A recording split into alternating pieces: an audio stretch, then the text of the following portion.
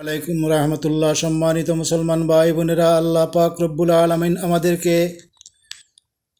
আকল বা বিবেক নামক যে নিয়ামত দান করেছেন, আমরা যদি সেই আকল বা বিবেককে সুষ্ঠুভাবে ব্যবহার করতে পারি, সেজন্য আমরা হব আকলবান বা বিবেকবান মানুষ।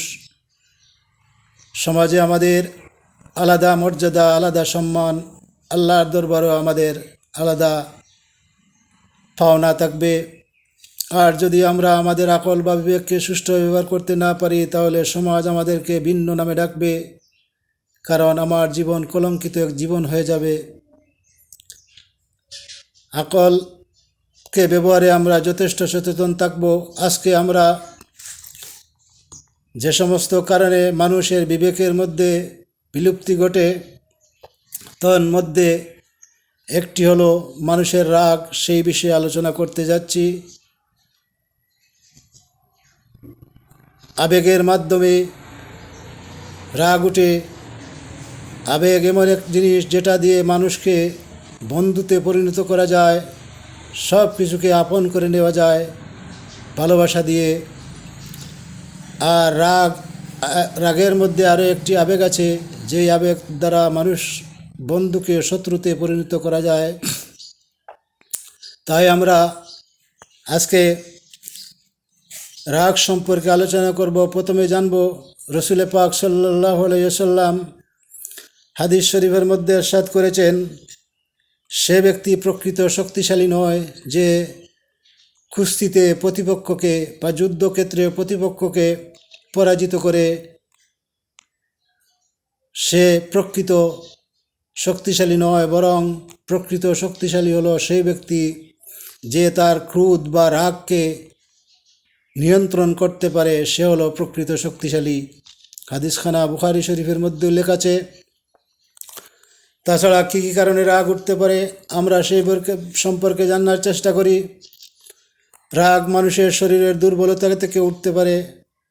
দুর্বল মানুষ অনেকাংশে রাগান্বিত হয়ে যায়, অসুস্থতার কারণে রাগান্বিত হয়ে যায়।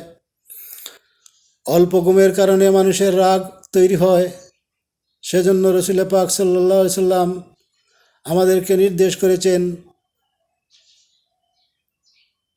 অযথা রাত্রি জাগরণ না করে এশার পরপরই ঘুমানোর জন্য অনেক ফায়দা রয়েছে। তন্মধ্যে একটি হলো, অল্প ঘুমের কারণে মানুষের চক্ষু লাল থাকে, মাথা গরম থাকে, রক্তচাপ বৃদ্ধি পায়, সেজন্য মানুষ রাগান্বিত হয়।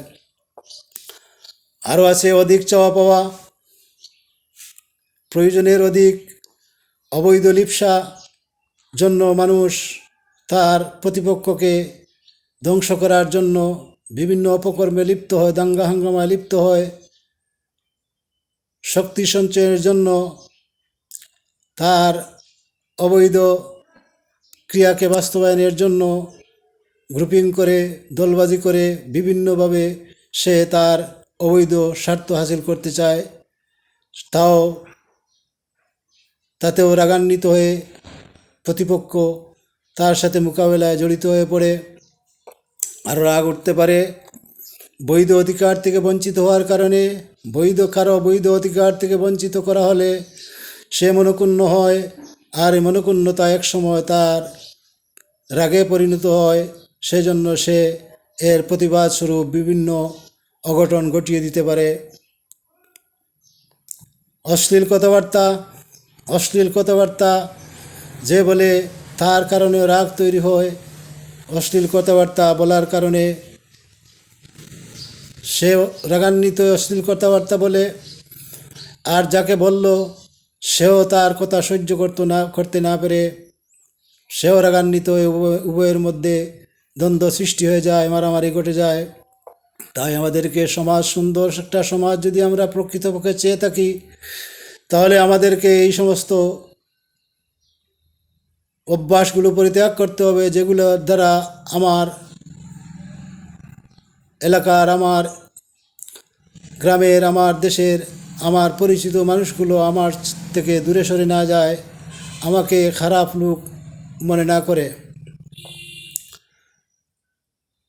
রাগের থেকে বাঁচার জন্য আমাদেরকে আপ্রাণ চেষ্টা করতে হবে, কারণ রাগ মানুষের জীবনকে ধ্বংসের দিকে নিয়ে যায়।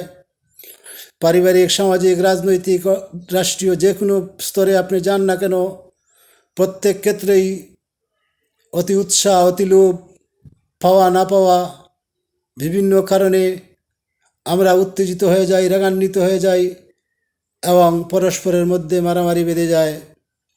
বিশেষ করে ভাই ভাই, বাপ ছেলে সন্দেহ তৈরি হয়ে যায়, স্বামী স্ত্রীর মধ্যে সন্দেহ তৈরি হয়ে যায়, পাড়া পড়োশির মধ্যেও মাঝে মধ্যে ঝগড়া বিবাদ লেগে যায়। দেখবেন এই সমস্ত কারণগুলোর কোনো না একটা তার মধ্যে জড়িত আছে। স্বামী স্ত্রীর মধ্যে ঝগড়া লেগে যায়, স্বামী স্ত্রীকে তালাক পর্যন্ত দিয়ে দেয়, অথবা স্ত্রী স্বামীর সাথে সংসার করতে রাজি হয় না।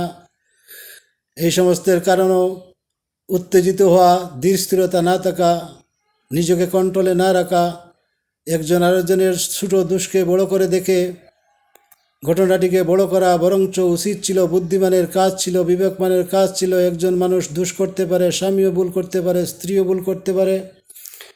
সেই ভুলকে ছোটো করে দেখে তার অতীত জীবনে অনেক ভালো কাজ আছে, সেই ভালো কাজগুলোকে যদি আমরা স্মরণ করি তাহলে দেখবেন আজকের যে ভুলটা সে করেছে সেটা আপনার কাছে নগণ্য মনে হবে, কারণ এর চাইতে অনেক বড় ভালো ভালো কাজ আপনার উপকার সে করেছে। এইভাবে যদি আমরা চিন্তা করে থাকি তাহলে আমাদের সেই চিন্তার কারণে আমরা স্থির হতে পারবো, নিজেকে কন্ট্রোলে রাখতে পারবো, নিজেকে সামলিয়ে রাখতে পারবো। পরিবার সমাজ থেকে আমার কারণে পরিবার সমাজ কেহ বিশৃঙ্খল বা কোনো সমস্যার মুখোমুখি হতে হবে না। আমরা আজকে রসুল পাক সাল্লাল্লাহু আলাইহি সাল্লামের হাদিস থেকে জানতে পারবো, রাগ যদিও উঠে যায়, কোনো কোনো সময় রাগ করতে হয়, কোনো অন্যায় অনাচার দেখলে সেটাকে প্রতিহত করা আমাদের কর্তব্য। আইনের আশ্রয় নিতে হবে, সালিশ বিচারের মাধ্যমে অন্যায়ের প্রতিবাদ করতে হবে এবং নিজের হাতে আইন উঠিয়ে নিয়ে মারামারি, গালাগালি ইত্যাদির মাধ্যমে আমি আমার রাগ প্রকাশ করাটা মোটেও সমীচীন নয়, কারণ এতে ফিতনা একটা মীমাংসা করতে গিয়ে আরও 3টা বেড়ে যাবে। কোনো জিনিস আমার অসুন্দর লাগলে আমি সেটাকে আমার চেহারার মাধ্যমে ফুটিয়ে তুলতে পারি। যেমন রসুল পাক সাল্লাল্লাহু আলাইহি সাল্লামের সামনে এমন কোনো কিছু ঘটলে তার চেহারা মুবারকের দিকে তাকালেই বোঝা যেত, চেহারা রক্তিম বর্ণ ধারণ করত, বোঝা যেত আল্লাহর রসুল সেটাকে পছন্দ করেন নাই, তিনি রাগান্বিত হয়েছেন, অসন্তুষ্ট হয়েছেন। সেজন্য আমরা রসুলের আদর্শকে মান্য করব।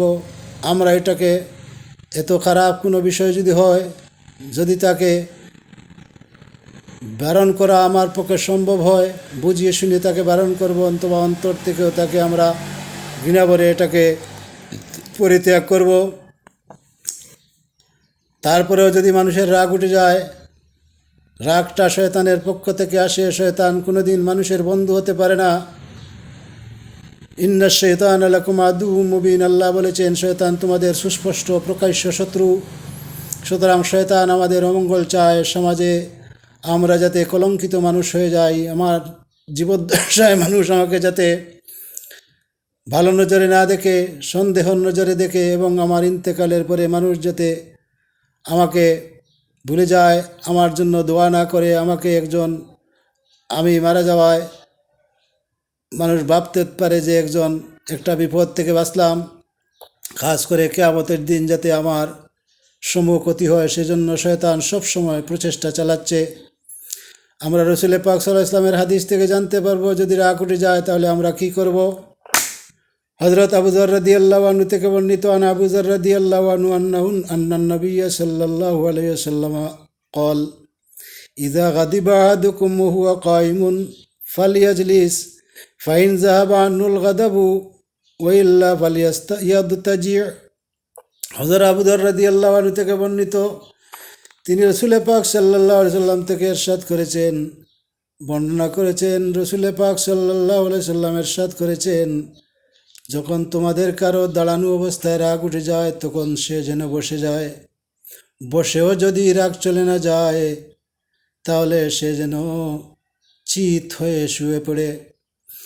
অন্য হাদিসে রাসূল পাক সাল্লাল্লাহু আলাইহি ওয়াসাল্লাম ইরশাদ করেছেন, আনাতিয়াত ইবনে আরওয়াত আস-সাদি রাদিয়াল্লাহু আনহু قال قال رسول الله صلى الله عليه وسلم إن الغضب من الشيطان فإن الشيطان خلق من النار وإنما يطفى النار بالماء فإذا غضب أحدكم فليتوضأ। রাসূল পাক সাল্লাল্লাহু আলাইহি ওয়াসাল্লাম এই হাদিসের মধ্যে ইরশাদ করেছেন, নিশ্চয় রাগ শয়তান থেকে আসে, আর শয়তান আগুন থেকে সৃষ্টি, আর আগুনকে পানি দ্বারা নিভানো যায়। সুতরাং তোমাদের কারো যদি রাগ উঠে যায় সে যেন অজু করে নেয়। হাদিসটি আবু দাউদ শরীফের মধ্যে বর্ণিত আছে। আমরা এখান থেকে সুস্পষ্ট বুঝতে পারলাম আল্লাহর রাসূল আমাদেরকে একটি মহৌষধ দান করে দিয়েছেন। যদি রাগ উঠে যায়, রাগের কারণে মানুষের শরীরের রক্ত শিরা উপশিরা গরম হয়ে যায়, মাথা গরম হয়ে যায়। সেজন্য গরম জিনিসকে ঠান্ডা করতে হলে পানির প্রয়োজন হয়। শয়তান আগুনের তরিয়া, শয়তান যা করবে সেটার মধ্যে আগুনের মতোই উত্তাপ থাকবে। সেটার থেকে আমাদের রক্ষা পেতে হলে রসুলের বাণী, আমরা প্রথমে অজু করে নেব। দেখবেন অজু করার সঙ্গে সঙ্গে রাগ থেমে গেছে। আপনার থেকে এমন আচরণ বেরিয়ে আসছে যেটা আপনার জন্য মঙ্গল, এমন কথা আপনার জবান থেকে বেরিয়ে আসছে আপনার জন্য মঙ্গল এবং আপনার জন্য ইজ্জতের। যদি পানি না পাওয়া যায় তাহলে আমরা যদি দাঁড়ানো অবস্থায় থাকি তাহলে বসে যাব। বসার পরেও যদি আমার রাগ থেমে না যায় তাহলে আমরা কোথাও শুয়ে পড়ব। অর্থাৎ অবস্থার পরিবর্তন করলে রাগ থেমে যায়, রাগ কমে যায়। তাই আমরা চেষ্টা করব, আমাদের রাগ আমাদের জীবনকে কলঙ্কিত করে ফেলে, আমাদের অনেক সুবিধার থেকে রাগ বঞ্চিত করে দেয়। অনেক বৈধ অধিকার থেকেও মানুষ রাগের কারণে ব্যর্থ হয়ে যায়। অনেক অসম্মান নিয়ে অনেক সময় রাগের কারণে অসম্মানী হতে হয়।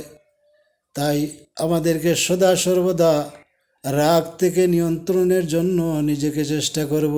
আল্লাহ তৌফিক দান করুন।